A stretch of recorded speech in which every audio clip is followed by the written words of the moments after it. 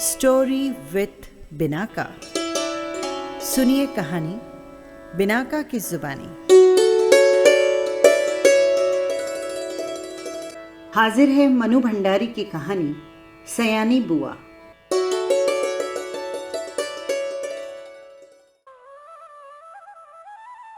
सब पर मानो बुआ जी का व्यक्तित्व हावी है।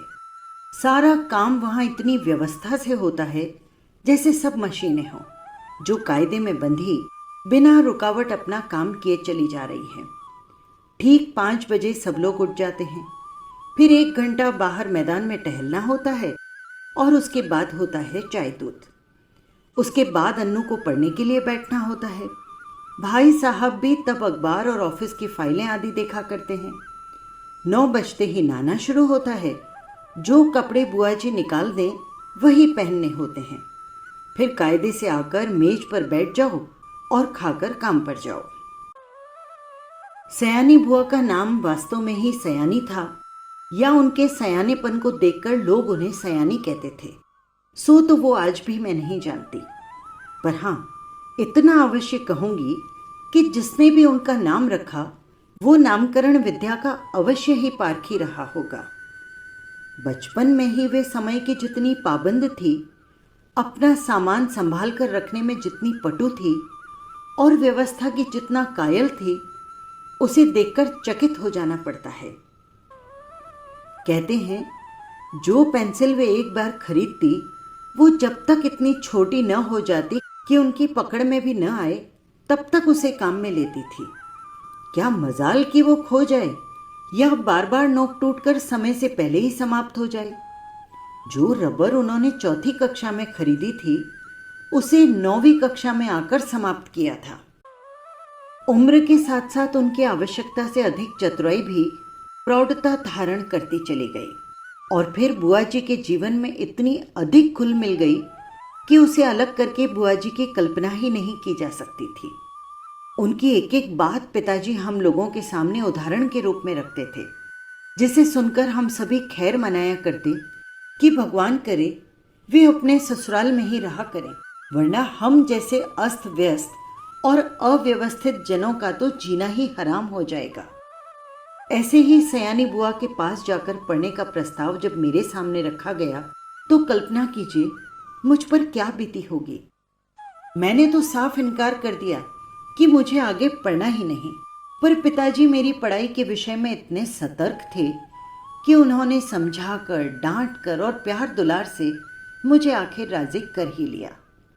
सच में राजी तो क्या कर लिया, समझिए उनकी इच्छा पूर्ति करने के लिए मैं बाध्य कर दिया गया और भगवान का नाम गुहारते गुहारते मैंने विदा ली और उनके यहाँ पहुँच गया। इसमें संदेह नहीं कि बुआ जी ने बड़ा स्वागत किया, पर बचपन से उनकी ख्याति सुनते सुनते उनका जो रौद्र रूप मन पर छाया हुआ था, उसमें उनका वो प्यार कहाँ तिरोहित हो गया मैं जान ही नहीं पाया। हाँ, बुआ जी के पति जिन्हें हम भाई साहब कहते थे, बहुत ही अच्छे स्वभाव के व्यक्ति थे और सबसे अच्छा कोई घर में लगा तो उनकी 5 वर्ष की पुत्री अन्नू। घर के इस नीरस और यंत्र चालित कार्यक्रम में अपने को फिट करने में मुझे कितना कष्ट उठाना पड़ा और कितना अपने आप को काटना छाटना पड़ा, ये मेरा अंतर्यामी ही जानता है। सबसे अधिक तरस आता था अन्नू पर। वो इस नन्ही सी उम्र में इतनी प्रौढ़ हो गई थी, न बच्चों का सा उल्लास, न कोई चहचहाट। एक अज्ञात भय से वो घिरी रहती। घर के उस वातावरण में कुछ ही दिनों में मेरी भी सारी हंसी खुशी मारी गई। यूं तो बुआ जी की गृहस्थी जमे 15 वर्ष बीत चुके थे, पर उनके घर का सामान देखकर लगता था मानो सब कुछ अभी कल ही खरीदा हो। गृहस्थी जमाते समय जो कांच और चीनी के बर्तन खरीदे थे आज भी ज्यों के त्यों थे, जबकि रोज उनका उपयोग होता था। वे सारे बर्तन स्वयं खड़ी होकर साफ करवाती। क्या मजाल की कोई एक चीज भी तोड़ दे। एक बार नौकर ने एक सुराही तोड़ दी थी। उस छोटे से छोकरे को उन्होंने इस कसूर पर बहुत पीटा था। तोड़ फोड़ से तो उन्हें सख्त नफरत थी। ये बात उनके बर्दाश्त के बाहर थी। उन्हें बड़ा गर्व था अपनी इस सुव्यवस्था का। वे अक्सर भाई साहब से कहा करती थी कि यदि वे इस घर में न आती तो न जाने बेचारे भाई साहब का क्या हाल होता। मैं मन ही मन कहा करती थी कि चाहे जो भी हाल होता, मगर हम सब मिट्टी के पुतले न होकर कम से कम इंसान तो अवश्य होते। बुआ जी की अत्यधिक सतर्कता और खाने पीने के इतने कंट्रोल के बावजूद अन्नू को बुखार आने लगा।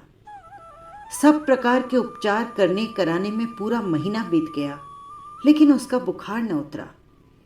बुआ जी की परेशानी का तो पार नहीं। अन्नू एकदम पीली पड़ गई थी। उसे देखकर मुझे लगता मानो उसके शरीर में ज्वर के कीटाणु नहीं, बुआ जी के भय के कीटाणु दौड़ रहे हैं, जो उसे ग्रस्तते जा रहे हैं। वो उनसे पीड़ित होकर भी भय के मारे कुछ कह तो सकती नहीं थी, बस सूखती जा रही थी। आखिर डॉक्टरों ने कई प्रकार की परीक्षाओं के बाद राय दी कि बच्ची को किसी पहाड़ पर ले जाया जाए और जितना अधिक हो सके उसे प्रसन्न रखा जा सके उतना प्रसन्न रखा जाए। सब कुछ उसके मन के अनुसार हो, यही उसका सही इलाज है।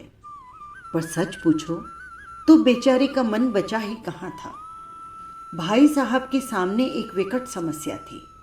बुआ जी के रहते ये संभव नहीं था, क्योंकि अनजाने में ही उनकी इच्छा के सामने किसी और की इच्छा नहीं चल सकती थी। भाई साहब ने शायद सारी बात डॉक्टर के सामने रख दी। तभी डॉक्टर ने कहा था कि माँ का साथ रहना ठीक नहीं होगा।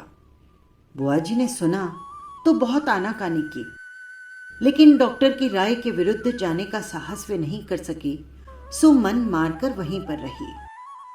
जोर शोर से अन्नू के पहाड़ पर जाने की तैयारियां शुरू हुई। पहले दोनों के कपड़े की लिस्ट बनी, फिर जूतों की, मोजों की, गर्म कपड़ों की, ओढ़ने बिछाने के सामान की, बर्तनों की। हर चीज रखते समय वे भाई साहब को सख्त हिदायत देती थी कि एक भी चीज खोनी नहीं चाहिए। देखो, फ्रॉक मत खो देना, 7 रुपए मैंने इसकी सिलाई दी है। ये प्याले मत तोड़ देना, वरना 50 रुपए का सेट बिगड़ जाएगा। और हाँ, ग्लास को तुम तुच्छ समझते हो, उसकी परवाह ही नहीं करोगे, पर देखो ये 15 बरस से मेरे पास है और कहीं खरोच तक नहीं है, तोड़ दिया तो ठीक न होगा। प्रत्येक वस्तु की हिदायत के बाद वे अन्नू पर आई। वो किस दिन किस समय क्या खाएगी उसका मेनू बना दिया गया। कब कितना घूमेगी, क्या पहनेगी, सब कुछ निश्चित कर दिया। मैं सोच रही थी कि यहाँ बैठे बैठे ही बुआ जी ने इतने बंधनों से बांध दिया कि वे बेचारे अपनी इच्छा के अनुसार क्या खाक करेंगे। सब कह चुकी तो जरा आर्द्र स्वर में बोली, कुछ अपना भी ख्याल रखना, दूध फल बराबर खाते रहना। हिदायतों की इतनी लंबी सूची के बाद भी उन्हें यही कहना पड़ा। जाने तुम लोग मेरे बिना कैसे रहोगे, मेरा तो मन ही नहीं मानता। हाँ, बिना भूले रोज एक चिट्ठी डाल देना। आखिर वो क्षण भी आ पहुंचा जब भाई साहब एक नौकर और अन्नू को लेकर चले गए। बुआ जी ने अन्नू को खूब सारा प्यार किया, रोई भी। उनका रोना मेरे लिए नई बात थी। उस दिन पहली बार लगा कि उनकी भयंकर कठोरता में भी कहीं कोमलता छिपी है। जब तक तांगा दिखाई देता रहा वे उसे देखती रही। उसके बाद कुछ क्षण निर्जीव सी होकर पड़ी रही, पर दूसरे ही दिन से घर वैसे ही चलने लगा। भाई साहब का पत्र रोज आता था जिसमें अन्नू की तबीयत के समाचार रहते। बुआ जी भी एक पत्र रोज लिखा करती जिसमें उनकी उन मौखिक हिदायतों को लिखित रूप में दोबारा दिया करती थी। पत्रों की तारीख में अंतर रहता, पर बात सब में वही रहती। मेरे तो मन में आता कि कह दूं,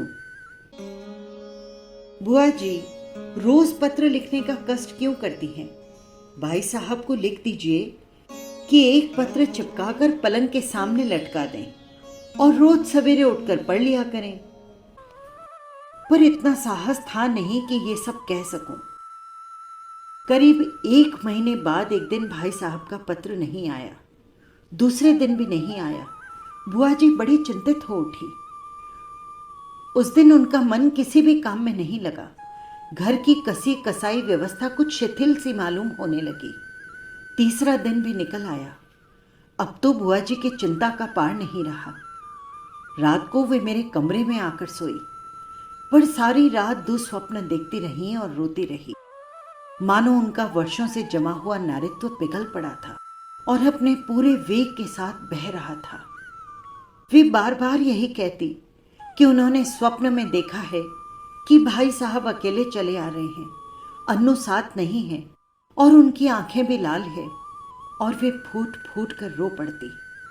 मैं तरह तरह से उन्हें आश्वासन देती, पर बस वे तो कुछ सुन ही नहीं रही थी। मेरा मन भी कुछ अन्नू के ख्याल से और कुछ बुआ जी की ये दशा देखकर बड़ा दुखी हो रहा था। तभी नौकर ने भाई साहब का पत्र लाकर दिया। बड़ी व्यग्रता से कांपते हाथों से उन्होंने खोला और पढ़ने लगी। मैं भी सांस रोककर बुआ जी के मुंह की ओर देखती रही कि एकाएक पत्र फेंककर सिर पीटती बुआ जी चीख कर रो पड़ी। मैं धक से रह गई। आगे कुछ सोचने का साहस ही नहीं होता।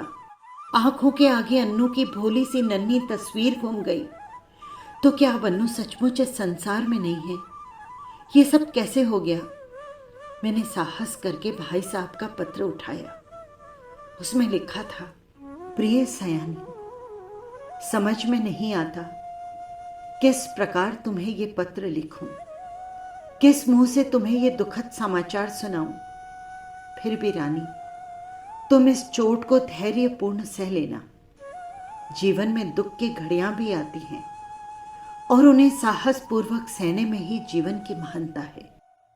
ये संसार नश्वर है, जो बना है वो एक न एक दिन मिटेगा ही।